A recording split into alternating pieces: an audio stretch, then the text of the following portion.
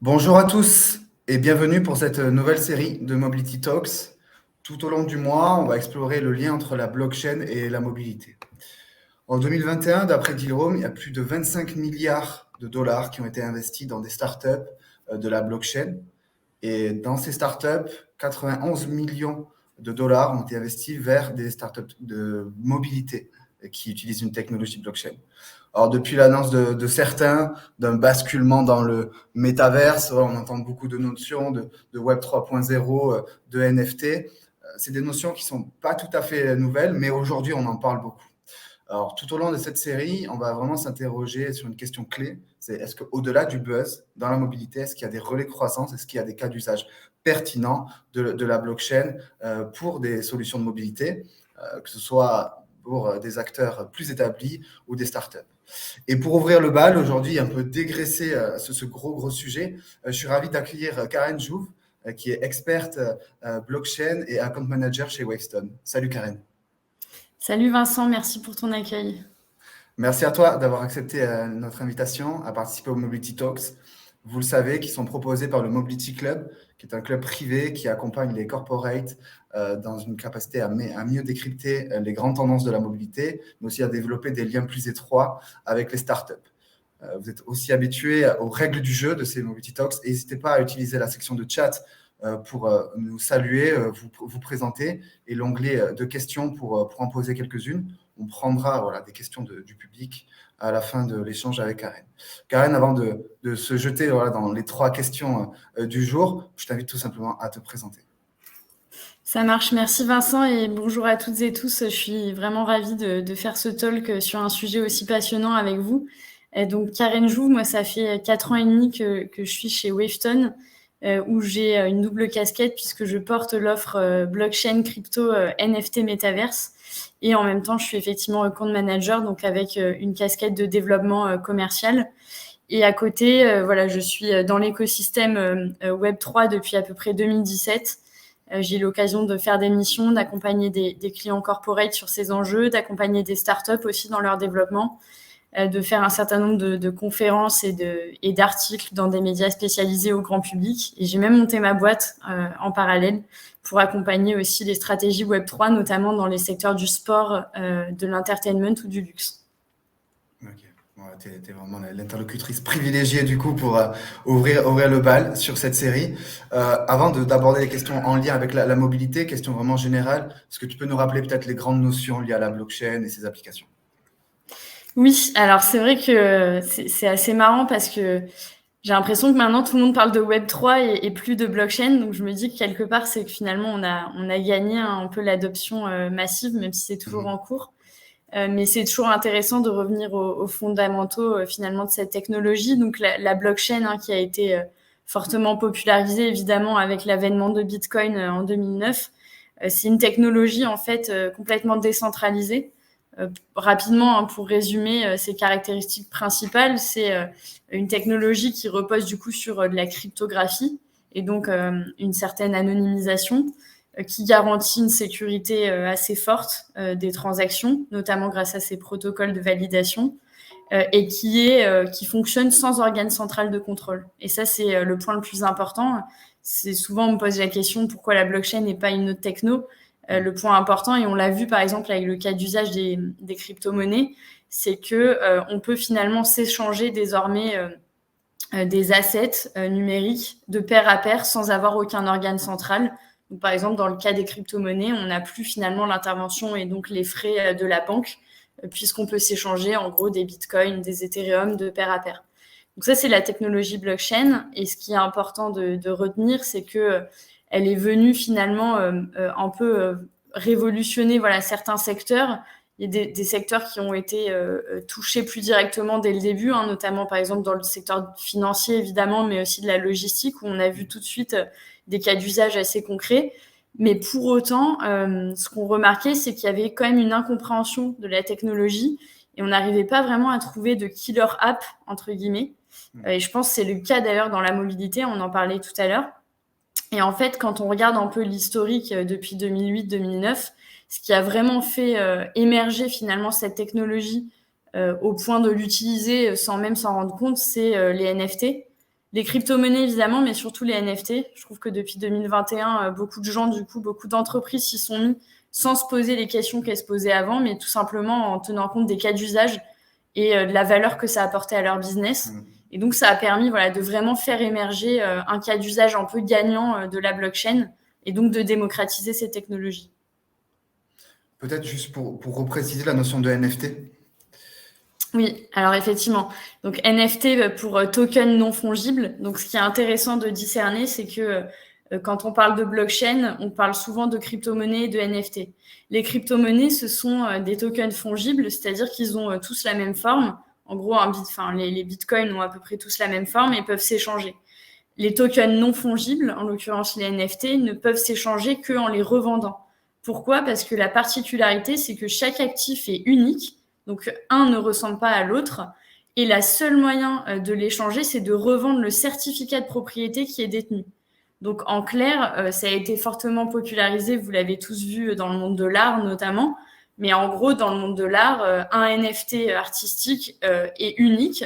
Il a des particularités, des caractéristiques qui sont uniques. Et le seul moyen de l'échanger, c'est de le revendre et donc de revendre son certificat de propriété. Et ce qui est intéressant dans les NFT, c'est qu'on touche là du doigt pour la première fois la notion de propriété numérique. C'est-à-dire que jusqu'à aujourd'hui, on était tous plutôt spectateurs. On était même avec les GAFA au point de vendre nos données en fait pour obtenir des services. Aujourd'hui, avec les NFT, on devient propriétaire en fait à l'ère du numérique. Ouais, complètement. C'est vrai que voilà, les blockchains, tu l'as dit, c'est pas tout à fait récent. Depuis en fait le déploiement de la technologie blockchain et les premières applications sur la mobilité, qu'est-ce qui s'est passé? Est-ce que tu as déjà parlé un peu de la logistique, mais voilà, est-ce qu'il y a d'autres exemples que tu pourrais mentionner? Oui, effectivement. Alors, c'est vrai que la mobilité, pour le coup, il y a plein de cas d'usage hyper intéressants. Et quand on préparait ce talk, on en parlait. Au final, pendant longtemps, on a vu la blockchain juste comme techno. Et finalement, dans la mobilité, il y a eu des expérimentations et même des déploiements à grande échelle. On pense par exemple à Renault, qui a développé une plateforme blockchain pour traiter d'un cas d'usage plutôt métier sur la traçabilité de la supply chain. Donc au final, dans un premier temps, depuis à peu près 2016, dans la mobilité, on a surtout vu se développer des cas d'usage vraiment liés à la technologie. Et progressivement, des cas d'usage qui étaient plutôt liés à un aspect marketing ou business. Et je vais y revenir juste après. Mais si on liste globalement les cas d'usage qui existent aujourd'hui dans la mobilité et qui pourraient être développés, on a évidemment, ce que je le disais, tout ce qui est lié à la supply chain liée à la mobilité, donc autour de la traçabilité, autour de l'authentification, autour de la certification aussi des pièces. On a des sujets aussi de sécurisation des données. Il y a eu des réflexions qui ont été faites autour de, par exemple, pouvoir historiciser le véhicule. Et donc là, on pense notamment à des instances gouvernementales qui pourraient s'en servir pour avoir un historique complet des véhicules ou bien, par exemple, pouvoir tracer des fraudes au kilométrage ou autres. On pense aussi à l'émergence de services de paiement. Aujourd'hui, il y a des consortiums qui se montent justement pour rassembler un certain nombre d'acteurs autour d'une seule et même blockchain et pour centraliser des données. Et par exemple, en Allemagne, il y a une entreprise qui s'appelle Car e-Wallet et qui est un très bon exemple. C'est une collaboration entre IBM et UBS qui externalise toutes les transactions qui vont être liées à la mobilité de l'utilisateur et à travers un wallet, donc un portefeuille électronique, l'utilisateur va pouvoir payer les frais de péage, le parc-mètre, le covoiturage, sa recharge électrique. Donc, on voit vraiment le développement de cas d'usage au service de l'utilisateur. Mais on peut aussi penser à des cas d'usage autour notamment de toute la thématique de la mobilité électrique et demain de la mobilité autonome, et notamment, par exemple, le fait de tracer des flux d'énergie pour améliorer la transparence et la redistribution de l'information dans les réseaux énergétiques pour faire quelque part de l'économie circulaire et au moment où on a fini de charger son véhicule, que le reste de l'électricité, via un smart contract, puisse être redistribué et utilisé autrement. Ou bien pour terminer, par exemple, dans la logique de MaaS, donc Mobility as a Service, le fait d'utiliser la blockchain pour unifier des services de mobilité toujours avec le même principe pour permettre aux clients d'utiliser et de gérer l'ensemble de leurs données.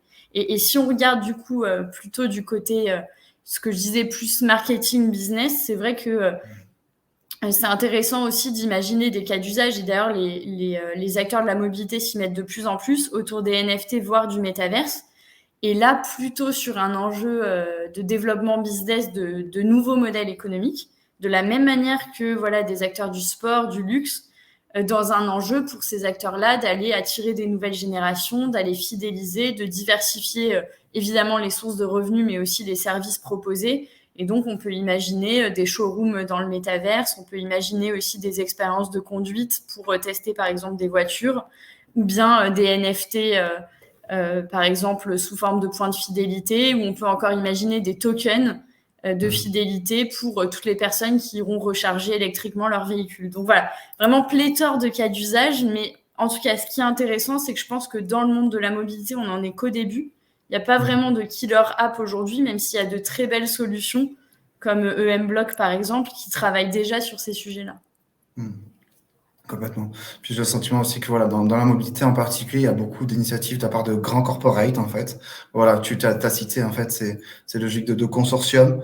Il y a beaucoup d'applications de la part de corporates, beaucoup plus que dans d'autres segments. C'est peut-être un peu plus porté par des startups et c'est assez intéressant. Je pense aussi à l'assurance. Enfin voilà, c'est vrai que tu as parlé de la notion de smart contract. Il y a une initiative d'un grand assureur qui proposait un produit d'assurance d'indemnité en cas de retard de vol, qui permettait d'indemniser automatiquement en étant branché comme ça en fait aux données des aéroports.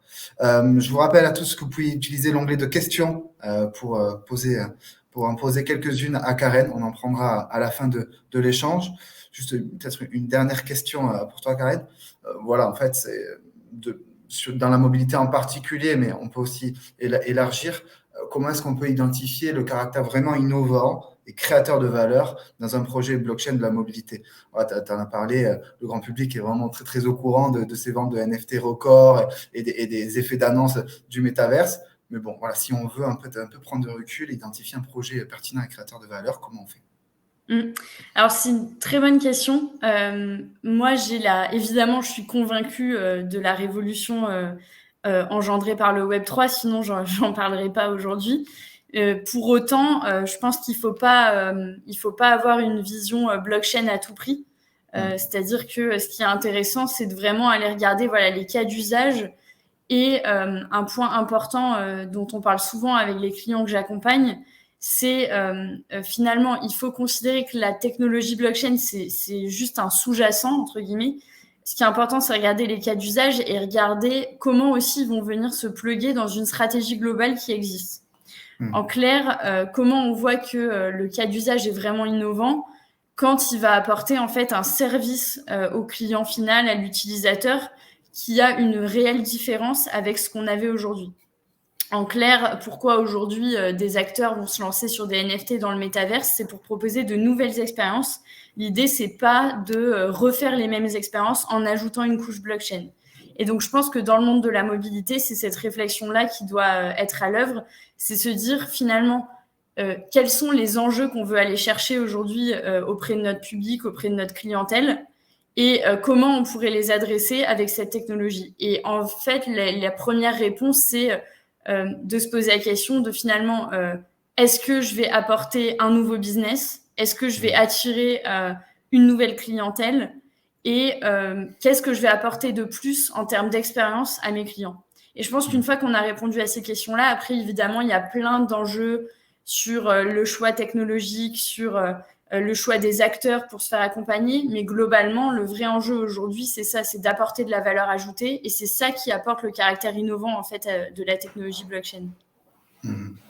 Ok, merci. C'est vrai que c'est des points de notation à bien avoir en tête. Au-delà du buzz, comment est-ce qu'on peut apporter un nouveau service différenciant? En quoi la technologie blockchain peut nous aider à faire ça sans faire du blockchain bashing. Et justement, peut-être pour illustrer, est-ce qu'un projet peut être sincèrement innovant? Il y a Lionel qui se demande quel cas d'usage sur le métaverse dans la mobilité. Est-ce que là, il y a des projets différenciants et créateurs de valeur, par exemple, dans le métaverse pour la mobilité?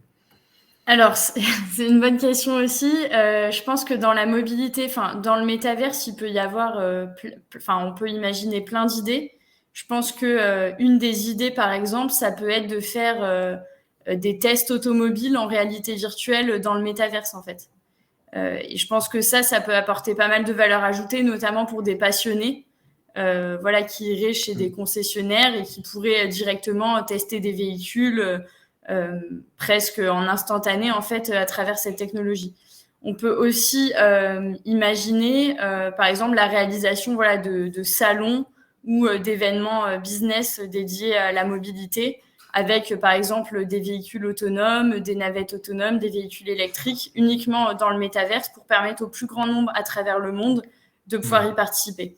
Et après, je suis sûre que les constructeurs ont déjà imaginé aussi d'autres cas d'usage, mais je les ai pas encore tous en tête.